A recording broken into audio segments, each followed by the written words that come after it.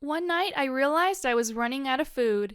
It had been a while since I had been to the store, but before I went, I decided to make sure that if anyone else needed to come along, that they could. So I went downstairs to my roommate and asked her if she wanted to tag along. Coincidentally, she needed to go to the store too, so that's perfect. Let's just go together. But right as we were about to leave, she gets a call on her cell phone. Turns out the call she was getting was from her mother, and if y'all know some mothers, they're a little high maintenance, and this one just happened to be like that, and I knew it was better that I let them talk right now than later. I figured they wouldn't be talking for that long, so I just sat down and waited patiently on the couch. Well, 1 minute turned into 2, 2 minutes turned into 10, and 1 hour turned into 3 hours. I was planning on going to the store at like 8 p.m. and now it was 11. Goodness. My roommate noticed I was getting a little antsy on the couch, so she decided to try ending the call. It was pretty difficult for us to get the mom off the call because she would just start a new topic and then switch to something else, and it never seemed to end. And eventually we kept pressing and she was like, well, what is so important that you need to leave right this second? We explained that we needed to go to the store. I think that's a pretty good enough explanation. To which her response was, right now? Isn't it like 11 o'clock over there?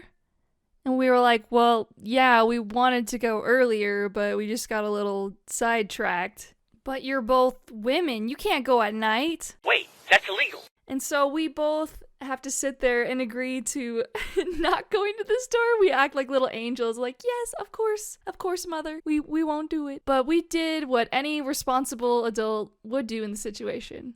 We went anyway. I've gone to the store so many times at night when I was in college, so I didn't really see a big issue. What could possibly go wrong? So we get in the car and we drive over, and the whole time we're just making fun of this whole situation, like poking fun at her mom that, like, oh, this is not a big deal. Oh, I'm so scared. It's nighttime, you know. We were just, we were obnoxious about it.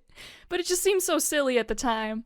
We get all our items, we go to checkout, and everything seems to be going as exactly what we thought it would be. So we start walking out of the store, and there's a man outside. While we're walking out, this guy starts approaching us. He was like a tall man, maybe in his 30s, wearing a pretty nice jacket. So the guy walks up to us and says, "Can I ask you a question?" Of course you can. No. Well, you see, me and my family just moved here. We're from out of state, and we have nowhere to sleep. You know, all of our stuff is gonna be in boxes, of course. So I was just wondering if you guys knew if Walmart sold air mattresses, maybe? I perked up with that question because I actually knew the answer. The week before this encounter, I had bought some air mattresses for visitors that were coming to my house. And honestly, the quality wasn't that great because they both popped, but, you know, I still knew that they sold them, so I started going on this whole spiel of like, oh yeah, they do! I know that they're in there, and, you know, they're like $50 to $100, depending on what kind of quality you want to get, and I just told him to ask one of the store managers to help him find where it was, and he'd be good. He seemed pretty elated to hear this news, and started walking towards the store. We both thought the interaction was done because, you know, he asked us a question, we gave him an answer, done and done, until he turned around. That's when the situation took a different turn. I guess literally because he turned around. He walks towards both of us and says, well, who's gonna take me into the store? And we both look at each other like, what are you talking about? He's like, well, who's gonna buy the air mattresses? We did not agree to that. Hold up. We did not agree to that. He gets a little angry and upset that we're not willing to go in the store and buy him these air mattresses. What, so you're gonna let my poor defenseless family sleep on the floor tonight? Whoa, whoa, whoa, whoa, whoa, whoa, whoa. What in the emotional manipulation is going on here? The man mentioned skiing, so I think they were pretty well off. We both tell him, like, we never agreed to do that. Just go inside and, go buy them yourself. He doesn't want to hear anything of it. And he keeps trying to convince us to go into the store with him until he starts approaching me. And I say, where is this family you speak of?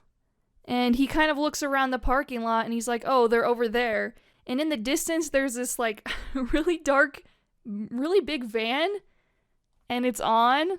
And it's looking a little spooky, suspicious. He then approaches us even closer and tries to grab my arm. And I say, yeah, sorry, like, good luck, but I'm going back in the car.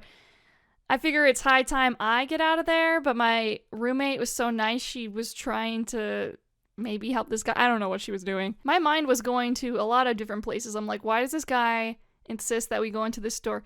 Maybe he was just manifesting his own reality and trying to get us to pay for it, but I ain't doing that, no way. But my other thought was like, what if he's trying to kidnap us or take us somewhere? And the first rule of strangers is you never, especially when they're like a man and you're a woman, you don't let them take you to a second location. Like, I don't know who this guy is. He says he has a family, but like, let's be real, I'm not sure if that's even possibly true. My roommate finally gets into the car and she's just as freaked out as I am because there's just something weird and odd and specific about this interaction. We both look at each other and just start nervously laughing and kind of realize that maybe her mom was right because, I don't know, this guy asking us to do stuff at 11:45 p.m. at night, it was a little sketch, so... maybe listen to your elders and don't be like us.